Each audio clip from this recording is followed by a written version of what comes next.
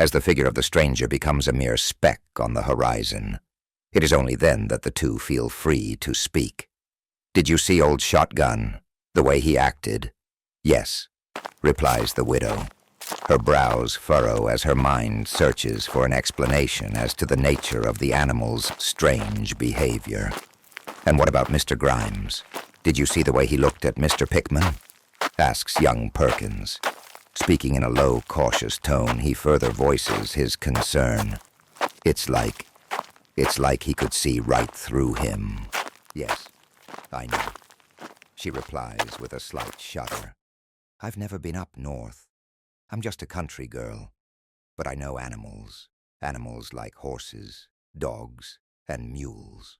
They got a way of knowing things, sensing things. They can tell if something's wrong. Mr. Pickman is a handsome man. I'll give him that." "But—" young Perkins interrupts, nervously looking over his shoulder. He finishes her sentence. I know. There's something wrong, something peculiar about him. I'm sorry to say, Hazel, but I don't trust him. That glove he always wears. He's hiding something. I tell you that, Mr. Pickman. He ain't what he say he is." Young Perkins looks at the widow with pleading eyes. "Please, I don't want him to be my teacher. But you have to go to school. That's the law. Don't fret." She encourages young Perkins, whose eyes have begun watering. "You're my brave little man. You're supposed to be looking out for me. Don't fret. Don't you fret yourself a bit," she bravely commands, placing her arm lovingly around the young man's shoulder. The two continue walking in silence. As the fading hue of dusk shrouds the night in darkness, the gibbous moon rises with the songs of the summer crickets, its cool glow lighting the way to the widow's home. As they approach the house, young Perkins is pleasantly surprised. Its appearance is that of a quaint, old-fashioned, clapboard, single-story farmhouse of the late Victorian age. The ornate trimming adorn the eaves of the roof and continue along the wide front porch as well. A white picket fence encloses the front yard, the deep green of a well-watered lawn neatly trimmed. The wonderful odor of fresh grass pleasantly merges with the fragrance of newly budding roses. The crimson botanical beauties seem to smile at their presence. The flowers, vivid red, made the widow's garden to glow with a blood-colored hue. The entire fence appeared to reflect an electric vibrance. Young Perkins never had cause to visit the widow. He had seen her many times in transit, walking with Kevin's mother from the fields. Kevin's mother, Maybelline, was the young widow's older sister by several years. The two were always close. Young Perkins often found the widow Hazel seated at the kitchen table, engaged in a friendly game of cards. Or perhaps with one of Kevin's little sisters, seated on the wide front porch, braiding the young girl's hair. She, having no family of her own, loved playing the role of the dutiful aunt. She reveled in seeing her young nieces at play. Their home was filled with the mischievous activity of youth. Yes, Kevin's home brimmed with the sound of laughter. Poor sharecroppers though they were, their home contained a warmth, a natural vibrance that many other homes lacked. Hazel had often been made to stay for dinner. It was simply Southern hospitality, sisterly love. Gazing at the home, young Perkins could understand why she spent so much time with Kevin's mother. Although the young widow's home was quite nice, it's hard to explain. There was an emptiness to it. A certain loneliness seemed to prevail, as lonely and empty as the widow's womb. There was a sadness about the place. Young Perkins' adolescent heart could not yet fathom the loneliness, the deep longing for love, the natural affection of a man and woman. Those adult emotions were still quite alien to the youth. But somehow, through the eyes of wisdom, he understood why she preferred the wild cacophony contained within Kevin's home. A glimmer of understanding helped to illuminate the gloom. It was becoming clear to him now why the widow preferred the din of noise over that of the bleak sound of silence. The young widow had no cause to return to the quaint old-fashioned sterility of that lovely little farmhouse, although for a single-colored woman of the 1930s, her home was quite something. It had electricity, which was a rare luxury back then. Even rarer still was the fact that it had indoor plumbing, with both hot and cold running water. These items stemmed from the fact that one of the widow's husbands had been a Pullman porter. His was the mutilated body that had been found on the railroad tracks that dreadful day. The two briefly stand in front of the closed door. "Now close your eyes," she commands. "Yes, ma'am," replies young Perkins. His heart beats with an exuberant anticipation. The sound of a click is heard. "Can I look now?" pleads young Perkins. His excitement builds to the point of near hysteria. "Not yet," responds the widow. After what seems an eternity, the widow relents. "Okay, open your eyes." Young Perkins' eyes bulging, with mouth agape, he gives an audible gasp. As the suitcase drops from his limp hand, the young man's legs suddenly loses all strength. Weakened by the sight, he drops to his knees, staring. My little man, I told you. I said it was quite nice. But I didn't expect you to act like that," she says with a chuckle. "Like it, do you?" Young Perkins gives no reply.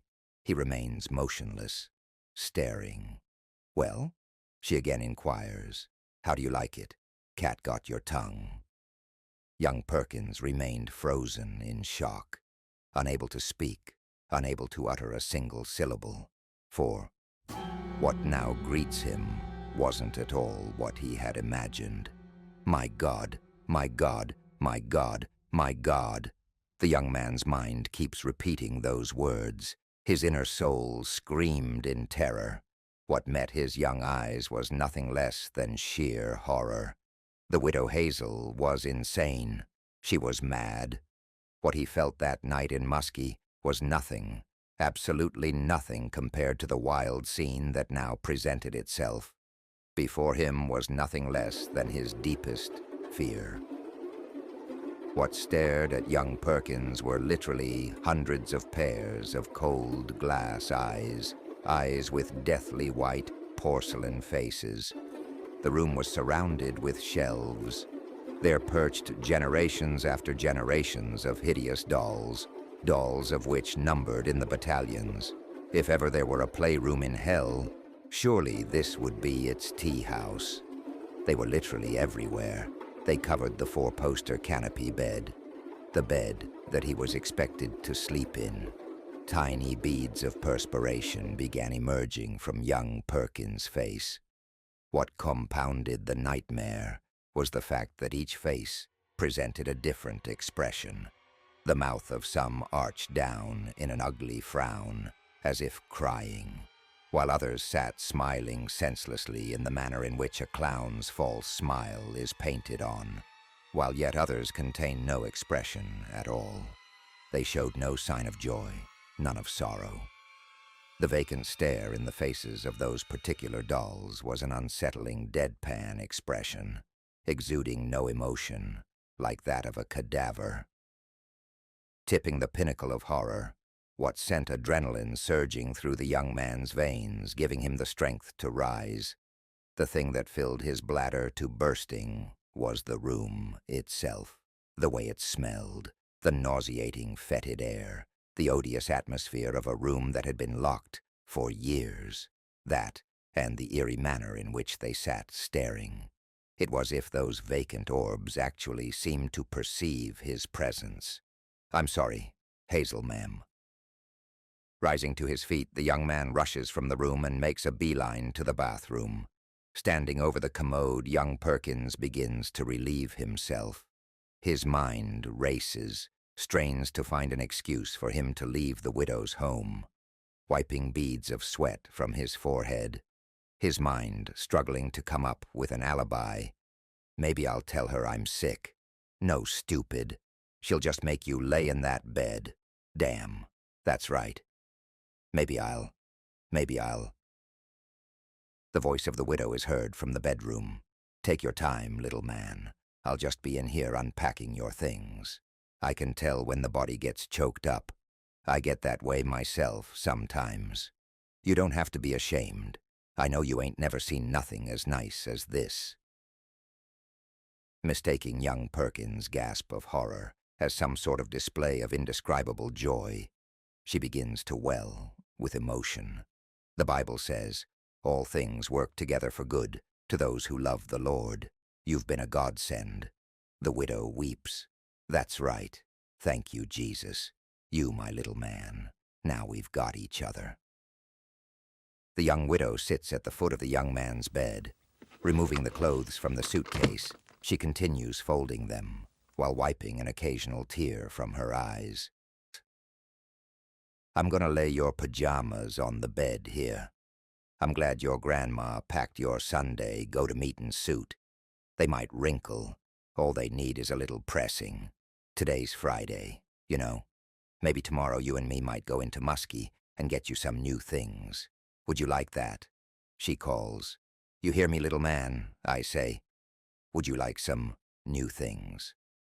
Young Perkins gives no reply. Unable to come up with a competent excuse, he gives in and simply voices, Yes, ma'am. Now remember, she reminds the young man, when you finish, just pull the chain. Yes, ma'am. The young man replies in a defeated monotone. Don't forget to wash your hands. Now the soap is on the side of the face bowl. Remember, you've got to kind of even it out. Yes, ma'am. I know. He continues to speak in a monotone voice. The H is for hot. Turning the knob, a stream of hot water pours from the nozzle. Steam from the water rises, clouding the mirror in front of the young man, who stands glaring at himself with an angry disgust. His stomach churns as he contemplates the many weeks, the months of long sleepless nights, surrounded by those hideous dolls. How differently he'd imagined. Closed eyes, he envisions a different scenario, one in which he and the widow sit under the glow of the summer moon, snuggled together on the front porch swing, with the sound of night birds echoing in the distance, while she affectionately kisses his cheek and simultaneously feeds him small bites of his grandmother's blackberry pie. You damn fool, he thought to himself. Now you got to act like you like that damn room. His mind turns to that of his grandmother. Damn you, Silas. Why can't you be a man? Why does my grandma gotta look after Bessie May? Ain't there no other folks in the community? Why it's always got to be my grandma? It's always Miss Emma this and Miss Emma that. Well, I guess they just feel like Bessie May be family. Sufficiently clean, young Perkins turns off the water, drying his hands on the white towel hanging over the loop in the towel rack. Gathering his courage, well now, he inhales, then exhales in exasperation. I guess I got to go in there and lay in that bed all night and play the centerpiece at a gargoyle's feast. Exiting the bathroom, he slowly walked down the hall. His body tenses as he stands in the doorframe. The widow notices the young man's anxiety. I know it's mostly been just you and your grandma. You don't have to be embarrassed. I know you can dress yourself. See here, pointing to his pajamas. I like all the little horses on it. I suspect you got them for Christmas. They're awful nice. You just call me when you get in bed, and I come in here and check to see if y'all nice and comfy, okay? With that, the widow exits the room, shutting the door behind her. As young Perkins slowly begins to remove his overalls, he can feel the eyes, silently staring. Young Perkins stops, standing motionless, his eyes carefully scrutinizing each and every doll. A chill runs up his spine. Is it his imagination? Strange enough is the perception of a kind of consciousness contained within. He is in fact under observation, Is he being observed? Stale air carries the odor of porcelain. It's as if he could almost hear them breathing. He was being watched. In the young man's mind, to him it was a near certainty that he indeed had an audience. Young Perkins nervously donned his pajamas, climbed into the bed, then pulled the covers up to his neck and waited, and watched, and waited, and watched. "You about ready?" voices the widow from the hallway. "Yes, ma'am, I'm ready." Whereupon the widow calmly enters the room. "Well, my little man," she says with a smile, "we both had a long day." Kissing him on the head, she bids him good night. Before exiting the room, she says, "I'll just leave this door cracked a bit after I turn off the light." The widow notices the nervous manner in which young Perkins gazes at the dolls. "The dolls have been in my family for years. My grandma collected them. My great-grandma collected them. My mama collected them. Don't you mind them. They're there to watch over you. They guard you, you know, when you sleep."